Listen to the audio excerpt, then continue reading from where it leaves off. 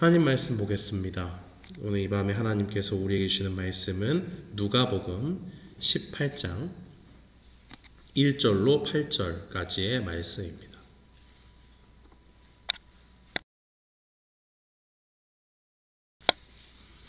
신약성경 누가복음 18장 1절로 8절까지의 말씀, 우리 다 찾으신 줄 알고 함께 봉독하겠습니다. 예수께서 그들에게 항상 기도하고 낙심하지 말아야 할 것을 비유로 말씀하여 이르시되, 어떤 도시에 하나님을 두려워하지 않고 사람을 무시하는 한 재판장이 있는데, 그 도시에 한 과부가 있어 자주 그에게 가서 내 원수에 대한 나의 원한을 풀어주소서 하되, 그가 얼마 동안 듣지 아니하다가 후에 속으로 생각하되, 내가 하나님을 두려워하지 않고 사람을 무시하나 이 과부가 나를 번거롭게 하니 내가 그 원한을 풀어주리라. 그렇지 않으면 늘 와서 나를 괴롭게 하리라 하였느니라. 주께서 또 이르시되, 불의한 재판장이 말한 것을 들으라. 하물며 하나님께서 그 밤낮 불르짖는 택하신 자들의 원한을 풀어주지 아니하시겠느냐? 그들에게 오래 참으시겠느냐? 내가 너에게 이르노니 속히 그 원한을 풀어주시리라. 그러나 인자가 올 때에 세상에서 믿음을 보겠느냐 하시니라. 아멘. 저는 본문 말씀 누가복음 18장 1절로 8절 말씀을 통해서 낙심하지 말고 기도하라는 제목으로 주의 말씀을 선포하겠습니다. 오늘 우리가 읽은 이 본문의 말씀은 기도에 대한 예수님의 가르침입니다. 우리가 가지고 있는 성경 중에서 예수님의 생애를 기록한 책은 4권이지요. 마태복음, 마가복음, 누가복음, 또 요한복음까지 이렇게 해서 사복음서라고 부릅니다. 그 중에서도 오늘 본문 말씀이 기록된 누가복음의 특징 중에 하나는 기도에 대한 가르침이 많다라는 거예요. 직업이 의사였던 누가는 다른 복음서의 저자들보다도 어떤 사건이 있으면 그것을 매우 상세하게 다루는 경향이 있습니다. 여러 가지 예수님의 행적이 있겠지만 누가복음과 다른 복음서들을 비교해 보면 누가가 얼마나 기도에 대해서 집중하면서 누가복음을 기록했는지 확인할 수 있습니다. 누가복음 3장에 보면 예수님이 세례받는 장면이 나오지요. 누가는 예수님이 세례받으시고 기도하자 하늘이 열리고 성령님께서 강림하셨다라고 그렇게 기록을 합니다. 그러나 마태복음과 마가복음은 예수님이 세례받으신 사건을 기록하고 있지만 기도에 대한 기록이 없습니다. 또 누가복음 5장에 보면 예수님이 나병 걸린 사람 한 명이 이렇게 찾아온 걸 보시고 고쳐주셨는데, 그 사람의 소문을 듣고 사람들이 막 몰리기 시작했어요. 그때 예수님은 한적한 곳으로 가서 기도하셨다라고 그렇게 이야기합니다. 역시 다른 이 마태복음과 마가복음은 기도에 대한 기록이 없고 오직 누가복음에만 이 말씀이 기록되어져 있습니다. 이 외에도 누가복음 6장을 보면 예수님께서 12제자를 부르시기 전에 산에 올라가서 밤새 기도하시고 그 제자들을 부르신 것을 누가복음을 통해서 확인할 수 있고요. 또 누가복음 9장에 보면 우리가 잘 알고 있는 베드로의 신앙 고백이 있지 않습니까? 주는 그리스도시요 살아계신 하나님의 아들이시다. 요 말이 나온 것도 그 앞에 내용을 보면 예수님이 따로 기도하시고 홀로 따로 떼어서 기도하고 계실 때 제자들이 오시니까 사람들이 나를, 또 너희는 나를 누구라고 하느냐라고 하는 그 질문을 통해서 나온 고백이라는 것을 우리는 알 수가 있습니다. 누가복음에 의하면 예수님이 변화산 사건을 기록하고 있을 때도 누가복음에만 예수님이 기도하기 위해서 세 제자 베드로와 야고보와 요한을 함께 데리고 산에 오르셨다라고 그렇게 기록하고 있고요. 또 11장에 보면 누가복음 11장에 제자들의 요청을 받고 주기도문을 가르쳐 주신 것도 어떤 곳에서 기도를 하신 후에 일어난 일이었다라고 그렇게 기록을 하고 있습니다. 주기도문뿐만이 아니라 기도에 대해서 또 쉽게 설명해 주시기 위해서 주기도문에 이어서 바로 밤중에 찾아온 친구의 비유, 기도를 베푸시기도 하고, 또 오늘 본문 말씀과 오늘 본문 말씀 바로 뒤에 이어서 나오는 세리와 바리새인의 비유를 베푸시면서 기도에 대해서 이 사람들에게 가르쳐 주시는 예수님의 모습이 누가복음에는 담겨져 있습니다. 우리가 이렇게 살펴본 바와 같이 누가복음은 기도의 사람이셨던 예수님을 우리에게 증거하고 있습니다. 기도의 사람이셨고 기도를 가르쳐 주기를 주저하지 않으셨던 예수님께서 오늘 본문을 통해 기도에 대해서 우리에게 무엇을 가르쳐 주고 계실까요? 첫 번째는 우리가 항상 기도해야 한다는 것을 가르쳐 주고 계십니다. 오늘 본문의 비유에는 두 사람이 등장을 하지요. 원수에 대한 원한을 가지고 있는 홀로 된 여인이 나오고, 하나님을 두려워하지 않고 사람을 무시하는 재판장이 있습니다. 그런데 이 여인이 3절 말씀에 보니까 아주 자주 재판장에게 찾아갔습니다. 이유는 간단해요. 뭔가 자기에게 원한이 있는데 이 원한을 풀어달라고 매달린 겁니다. 그런데 4절 말씀에 보면 재판장은 이 여인의 목소리는 하나도 듣지 않습니다. 자꾸 찾아오는데 왜 재판장이 이 여인의 목소리를 귀담아 듣지 않았을까요? 구약의 율법을 보면 홀로 된 여인과 고아를 압제하지 말라고 하는 그 율법의 말씀이 있습니다. 그러니까 당연히 이 여인은 사회적으로 보호받아야 하는 대상이었지요. 그런데 이렇게 사회적으로 약자인 사람들이 재판장에게 가면 재판장은 그 사람들의 사정을 헤아리고 정말 이 사람이 사회적인 약자이기 때문에 뭔가 억울한 일을 당하지 않았을까 하면서 잘 살펴서 그에 대한 뭔가 송사가 있으면 올바른 판결을 내리는 것이 재판관이 해야 되는 일입니다. 그런데 이 재판관은 불의한 재판관이죠. 하나님은 안중에도 없는 사람이었기 때문에 하나님의 법에 홀로 된 여인과 고아를 돌보라 이런 거 전혀 개의치 않는 사람이었고요. 설사 그것을 안다고 해도 하나님을 두려워하지 않기 때문에 이 여인의 말을 경청하고 절대로 들어주지 않을 것입니다. 그렇다고 이 여인이 뇌물을 주면서 이 재판관의 마음을 움직일 수가 있을까요? 전혀 그럴 경제적인 여력이 안 되지요. 재판장의 입장에 봤을 때 이 여인의 말을 들어준다고 해도 하나 득이 되는 게 없습니다. 경제적인 이득을 볼 수 있는 것도 아니고, 이 여인이 아는 뭔가 후견인이 있어서 자기의 앞길, 출세의 길이 열린다든지 이런 거 전혀 기대할 수가 없어요. 그러니까 아무리 찾아오고 간청한다고 해도 이 악한 재판관은 이 여인이 찾아오건 말건 그 앞에 무슨 말을 하건 신경조차 쓰지 않았던 것입니다. 그렇게 하루하루를 보내고 있다가 재판관이 어느 날 생각을 하는 것이죠. 나는 하나님을 두려워하는 사람이 아니고 사람을 무시하는 사람이지만은 계속 이렇게 가다가는 다른 업무에도 지장을 주겠구나 하는 생각이 드는 겁니다. 5절 말씀해 보니까 번거롭게 한다라는 말이 있잖아요. 이건 단순히 귀찮게 군다, 성가시게 한다 정도의 표현이 아니라 정상적인 업무를 전념할 수 없도록 타격을 주는 거예요. 그러니까 쉽게 생각하면 그런 겁니다. 우리 예배 드리려고 하는데 어떤 사람이 와서 계속 시끄럽게 하는 거예요. 예배를 드릴 수가 있습니까? 아무것도 못 드려. 찬양도 하기가 참 애매하죠. 그런 상황이라고 보시면 돼요. 그 사람 한 사람이 왔기 때문에 모든 걸 처리할 수 없는 행정적인 마비가 벌어지는 것입니다. 그런데 더 무서운 것은 이 여인이 잠깐 언제 일주일에 한 번 왔다가 이런 사람이 아니에요. 그냥 며칠만 왔다 가는 사람이 아니고, 이 여인은 아주 집요하게 자기의 원한이 해결될 때까지 계속 찾아오는 사람입니다. 중단이 없어요. 계속 찾아와요. 끝날 때까지.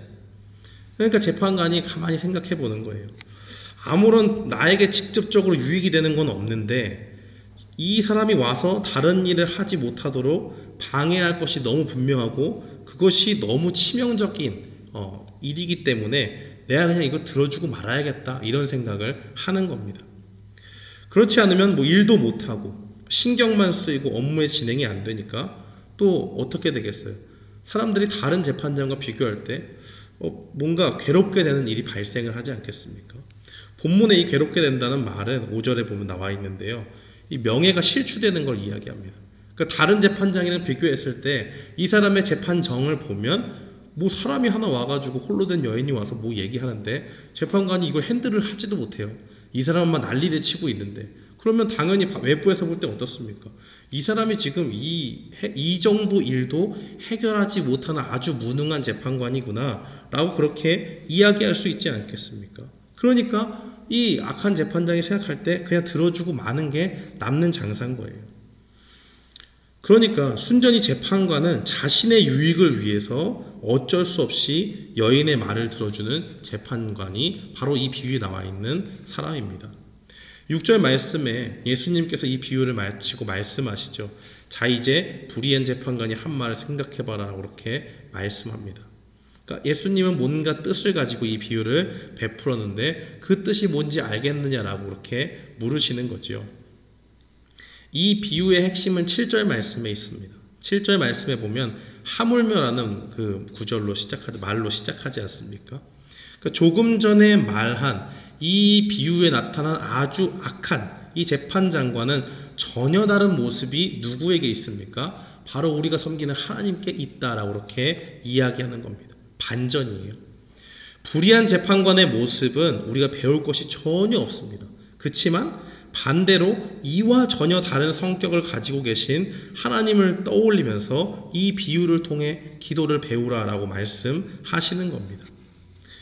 이 비유를 통해서 우리는 무엇을 배울까요? 성도는 항상 기도해야 한다는 것을 배운다는 것입니다. 7절에 나타난 하나님은 어떤 하나님이십니까? 밤낮 부르짖는 택하신 자들의 원한을 풀어주시는 하나님이다라고 그렇게 이야기를 하죠. 그런데 여기서 주목해야 할 사람들이 있습니다. 하나님이 기도를 주는 대상이 나오죠. 어떤 사람들입니까? 택하신 자들이라고 이야기합니다.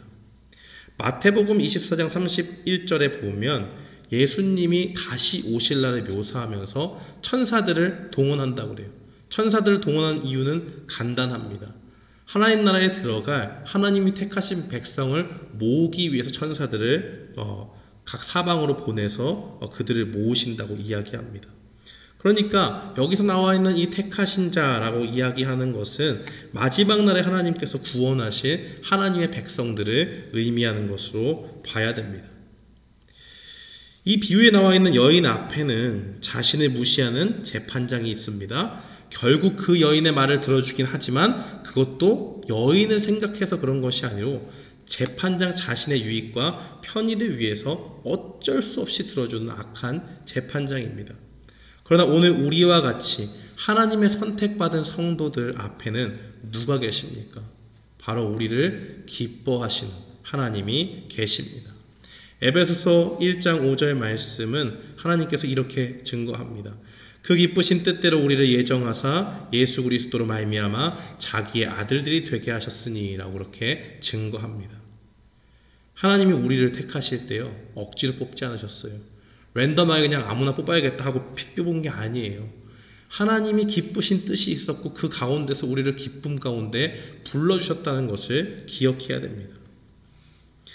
불의한 재판관은 지금 이 홀로 든 여인과 정말 엮이기도 싫었겠지만 하나님은 다르시죠.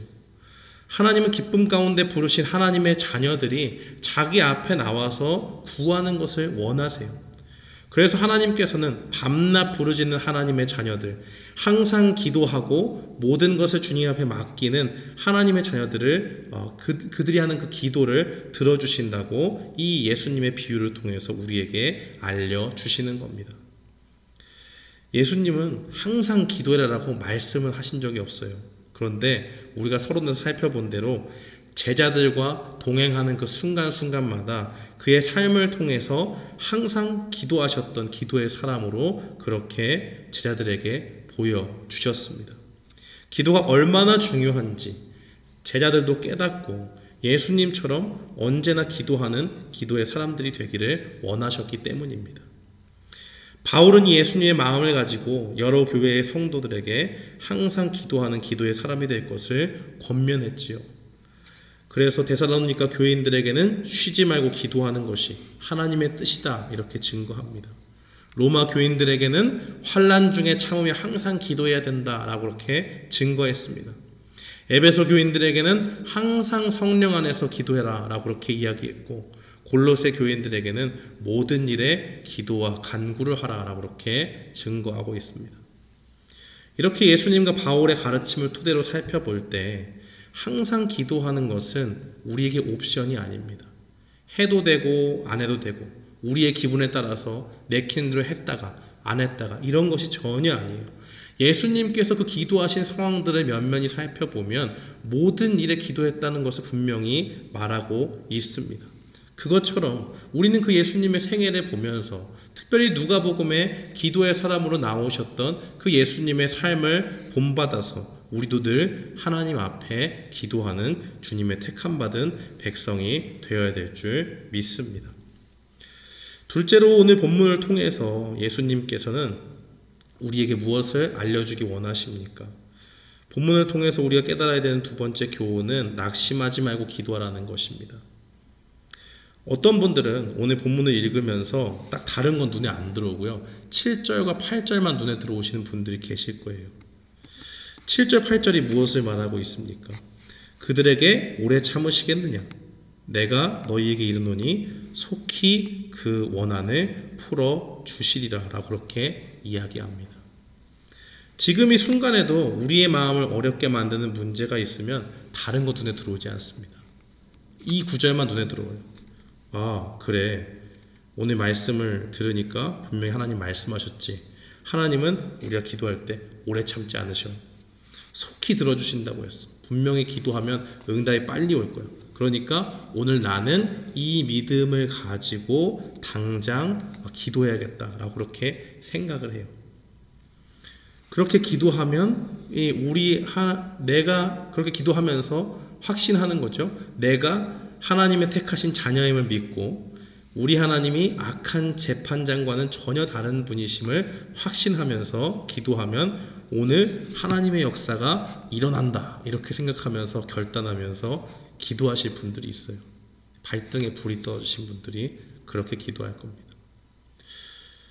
그렇죠. 하나님께서 그 기도를 정말 귀하게 여기실 겁니다. 의심하지 않으니까요. 하나님이 역사해 주신다는 그 확신 가지고 있으니까 그 믿음을 귀하게 여기실 겁니다. 그러나 이러한 믿음에는 좀 위험한 것들이 있어요. 우리가 이 말씀을 접할 때 한 가지 오해를 하지 말아야 될 게 있습니다.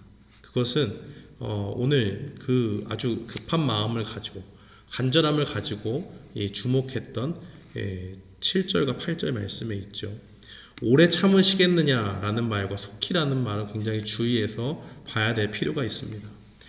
여기서 오래 참으시겠냐라는 말은 다른 번역본에는 비록 기다리게 하더라도라는 말로 번역이 가능한 말입니다. 그러니까 이 악한 재판장은 말을 해도 듣지 않아요. 자기의 평판에 흠이 갈 우려가 없었다면 영원히 여인의 목소리에 귀 기울이지 않았을 사람입니다. 그러나 하나님은 다르시죠. 우리를 기쁘신 뜻 가운데 자녀로 부르셨고 그 백성들이 하나님 앞에 부르실 때에 다만 조금 기다리게 하더라도 택한 자들을 구하시겠다라는 그런 의미를 갖고 있습니다. 속히라는 말을 보고 이 기다리지 않게 하실 그 하나님을 기대하지만 실상은 이 말에 이중적인 의미가 담겨져 있는 거예요. 비록 기다리게 하시더라도 하나님이 이루실 것이다라는 그 의미를 담고 있습니다.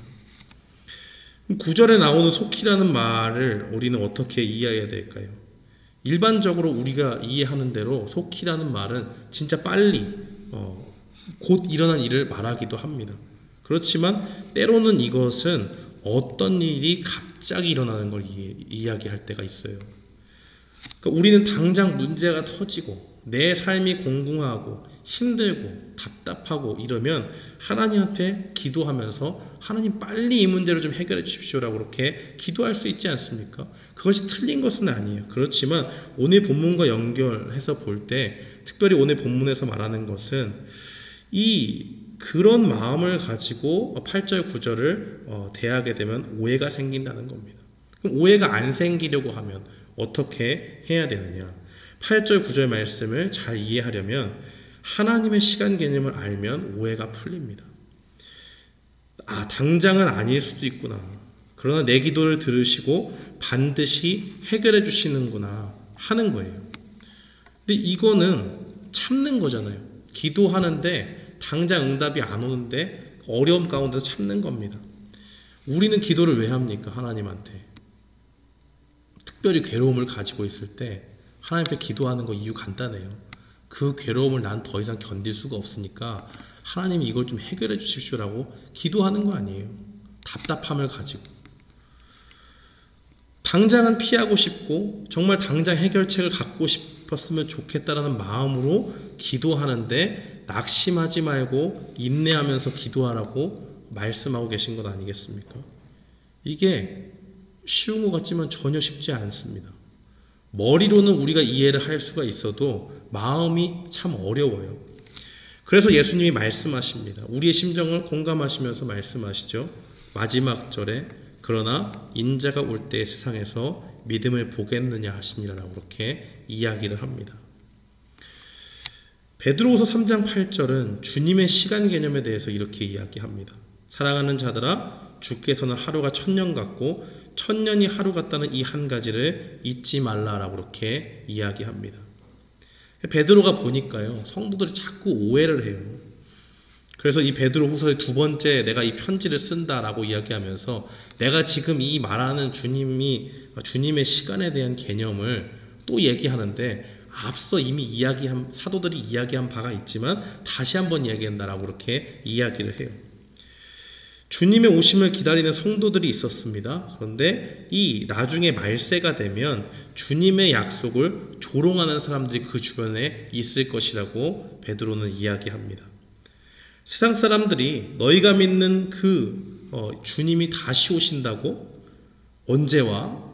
성경에 써 있다고? 근데 아직도 안 왔네? 언제 오실지 모르겠네? 이러다 안 오는 거 아니냐? 너희 믿음 헛것 아니야? 이렇게 옆에서 이야기한다는 거예요. 그럴 때 우리는 그 주변의 소리에 한 번, 두 번 거절하는 거 쉽지만 계속적으로 얘기하면 마음이 흔들릴 수 있습니다. 나도 모르는 사이에 그 소리에 귀를 기울이면서 내가 지금 헛것을 믿었나? 나의 믿음이 정말 무용한 것인가? 아무 쓸모도 없는 것인가? 내가 헛된 소망을 가졌나? 그런 생각이 들 수 있다는 거예요. 그러나 베드로는 분명히 말합니다. 주님의 약속을 조롱하는 그런 소리에 휩쓸리지 말고 모든 사람이 회개할 때까지 오래 참으시는 하나님의 자비하심을 떠올리면서 경건한 생활을 계속하라라고 그렇게 증거합니다. 주님이 오심이 언제 주님이 오시는지 정확한 날짜를 우리는 알 수 없습니다. 그러나 주님은 반드시 오시고 그날은 우리가 예견하는 그 날짜가 아닐 수 있습니다.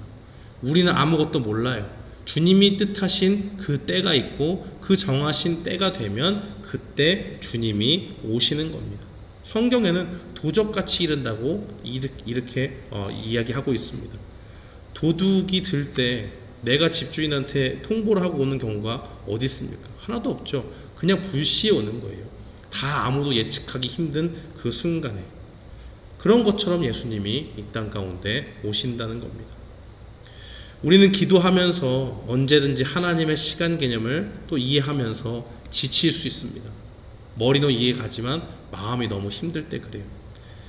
마치 주님이 오심과 같이 우리의 기도도 그 괴로움 가운데 우리가 있다고 할지라도 우리가 알지 못하는 정하신 때가 되면 속히 이루어집니다.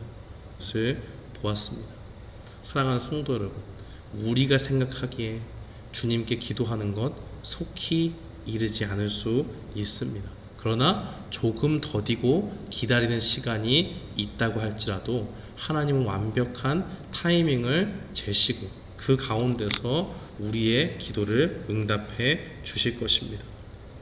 사랑하는 성도 여러분, 주님이 오실 날이 가까울수록 사탄은 세상 사람들을 통해서 하나님의 약속을 헛된 것이라고 말하며 우리가 끝까지 기도하지 못하도록 우리를 시험합니다. 그러나 주님은 우리가 고통 중에 기도할 때 우리를 외면하지 않으십니다. 그 시간은 길다 하더라도 결코 헛되지 않고 주님이 반드시 우리의 기도를 이루실 그날이 다가온다는 것 믿고 나아가는 우리가 되기를 바랍니다. 오늘 이 말씀을 기억하면서 우리를 택하신 하나님 아버지께 항상 기도하는 우리가 되었으면 좋겠습니다. 우리의 생각의 조급함을 버리고 주님의 시간 개념 속에서 인내하면서 낙심치 않고 끝까지 기도할 수 있는 우리 모두가 되기를 주님의 이름으로 축원합니다.